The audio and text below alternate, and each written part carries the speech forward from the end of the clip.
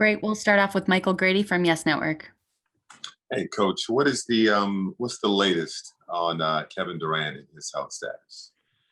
Kevin is getting better all the time. Has a scan next week, and we'll assess him then. But he hasn't played in a month, basically. So, no matter what the scan says, there'll still be an appropriate ramp up, and just try to make sure that we put him in a position to finish the season strong. Given what you understand about Blake's health situation right now, what are realistic expectations in terms of what you hope brings to the team? Well, that comes down to assessing him and having a plan in the coming days to give him the best opportunity to finish the season strong as well.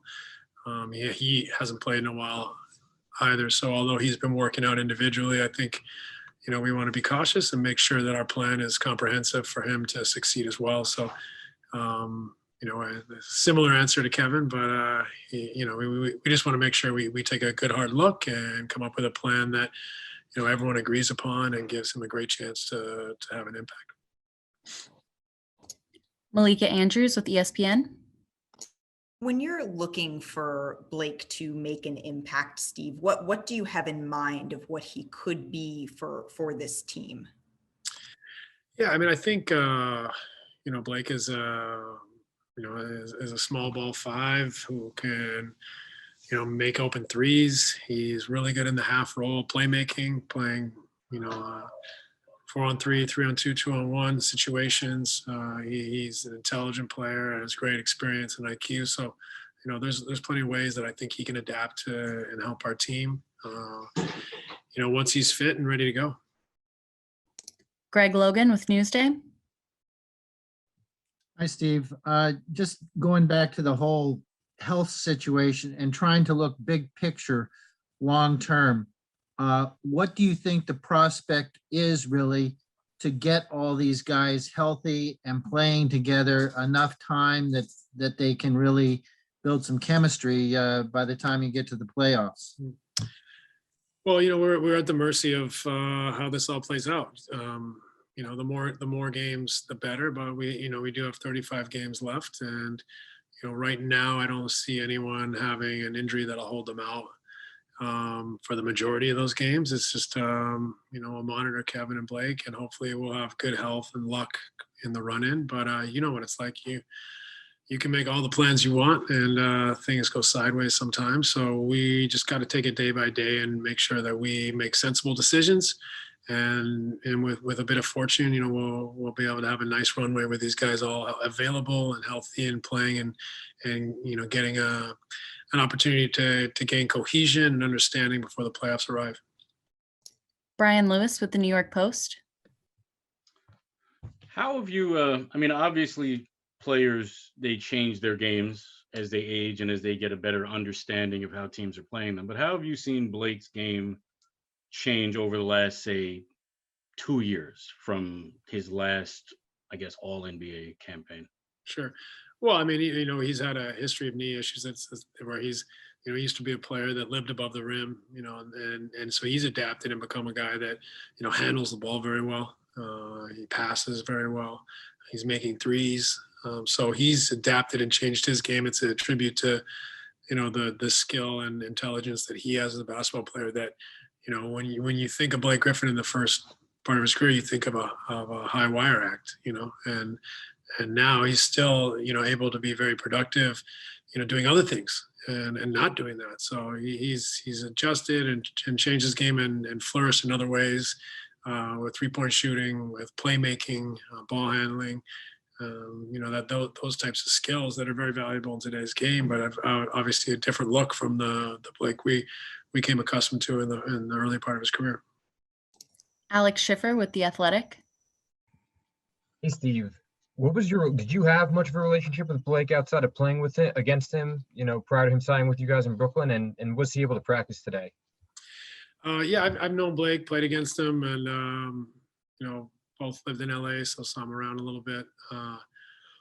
He practiced tonight, and it was good to see him out there, and you can see his intelligence and understanding right away. So, we're still gonna be cautious with him, but it was great to see him out on the floor and working towards joining this team during games. Christian Winfield with the New York Daily News.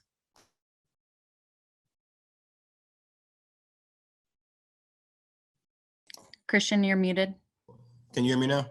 Gotcha. I was saying, do you get the sense that a change of scenery, a change of environment, maybe a change of organizational goals for the season can maybe spark Blake from what he was doing earlier this year? I mean, he was averaging like 12 points and 5 rebounds in Detroit.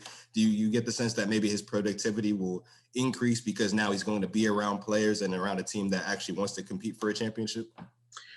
We'll see. There's a lot of elements in that, how he fits in the group, how we can bring the best out of him physically.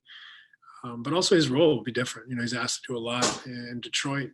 There can be a lot of focus on him defensively, whereas with this team, he won't be as asked to carry as big a load or to absorb so much pressure from the defense. So, I think there's an opportunity for him here to have less pressure, less responsibility, and therefore, show what he can do in a greater light. But this is a process. I'm not sitting here making any expectations on Blake.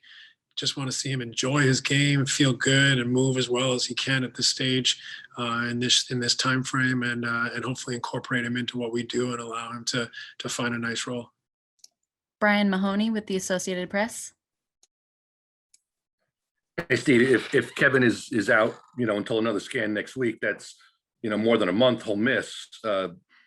Was this always something that could have been this long, or did this go a little worse than expected along the way somewhere? No, I think when we got the second scan, we knew this was going to be longer. The first scan, there was bleeding and the imaging wasn't as clear. So I think we've realized on the second scan that this is the type of timeline we're looking at, and we'll see, that could change. But we were expecting, the potential for this to be a month or whatever it may be. So who knows? Who knows what the scan says? Who knows where this takes us and how soon he's back? But I think when we got the second scan, we knew that this was probably what we were looking at. Tom Dowd with BrooklynNets.com. Hey, Steve, you guys have been playing relatively small, often out of necessity. When Blake is ready to go and everybody else is ready to go, how much does his addition become important, just in terms of giving you some more flexibility? Well, it's funny. We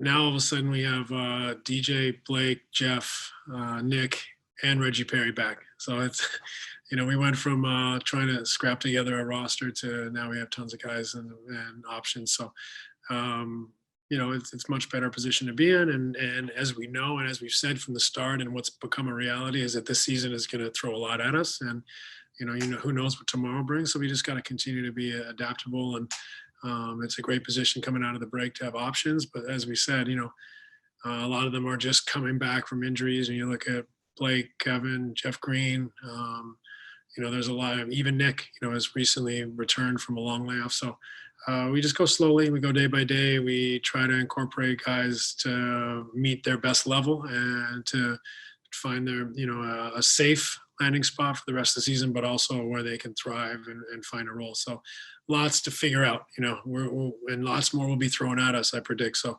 we just got to stick with it. And right now we have a chance to look at a bunch of guys and progress and start to hopefully get a fuller picture of our squad in the coming weeks. Kevin O'Connor with The Ringer.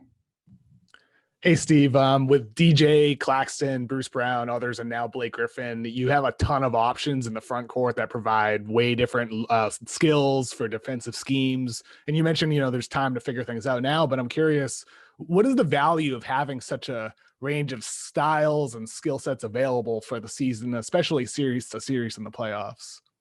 Yeah, I think big picture, it gives us versatility and gives us options. They all have a slightly different profile and skill set. We still have there's not a ton of time. This isn't 5 options over the course of 2 years where we know clearly it can define roles and units and matchups and rotations. But, it's great options to have. We've found a way for Bruce to play, like you said, in the front court. Offensively, we've found a way to incorporate Nick back quickly from a long layoff. DJ, I think, has found a real connection with James, which has helped him. You go down the line, Jeff Green gives us versatility. Blake theoretically gives us versatility if we can get him back. And at times, Kevin can play the 5. So there's options there. I think there's a lot of work to be done to know exactly what we have, what our best rotations are. But, I think the rest of the way, a lot of them, I hate to say this, will probably be made for us by availability and things that are thrown at us, and with this waterlogged schedule. So the positive is we have options. The negative is we'd love to get a long look at each of them, and we may not. So there's some guesswork that's going to go into this and trying to figure out what our rotations, what our best lineups are, what our best matchups are for different squads and units are. So versatility, though, is really important in the modern game, and so it's something that we do have at this moment. Malika Andrews with ESPN. Steve, I'm just wondering, on the scan next week, what is it that, to the best of your understanding, that they're looking for in what would tip Kevin over the edge of being like, yes, he can resume that ramp up on court basketball activity that would give way to a game? I just think seeing the injury heal. Frankly, that simple. I mean, he's been on the court, he's been doing a lot of work, and just making sure that it's had the appropriate healing response in the window that we've had here. He had the 2 weeks, and then theoretically he's had 2 weeks in a scan, and another 2 weeks in a scan. If it's progressing in the right direction, that's the number one thing. And then two, is it fully healed? How much more can we predict he has to go for it to be fully healed? But he's already on the court. He's already working individually and putting himself in a position to ramp up whenever, or escalate that ramp up whenever he's, the scan gives us the appropriate info. So is what he can't do right now 5-on-5, or the running piece, or he's on the court, he's shooting? What is it that he's not doing then? Yeah, he's definitely not doing 5-on-5. He's definitely not doing any full court high speed running, but he's doing a lot of half court, tight space, shooting, rhythm work. But we'll wait for the scan, I think, to escalate and take the next step. Thank you. Jeff Zilgett with USA Today. Hey, Steve, I apologize if you've been asked this over the past month, but with Kevin's injury, is there any concern, or was there any concern that it was compensatory to the Achilles injury? I realize it's a different leg and all that, but is there any concern that they are related? No. You never want to rule out compensatory patterns, because even if you can't diagnose it, perhaps it's a part of anything. But that's kind of my point, is that but through his history, through medical history, and assessments, we don't feel like these two are related at all. And he's doing very well right now, and we all feel really positive about the direction he's going. But we just need to be very cautious, because he's a really important player for us. Thanks so much, Coach. We appreciate it.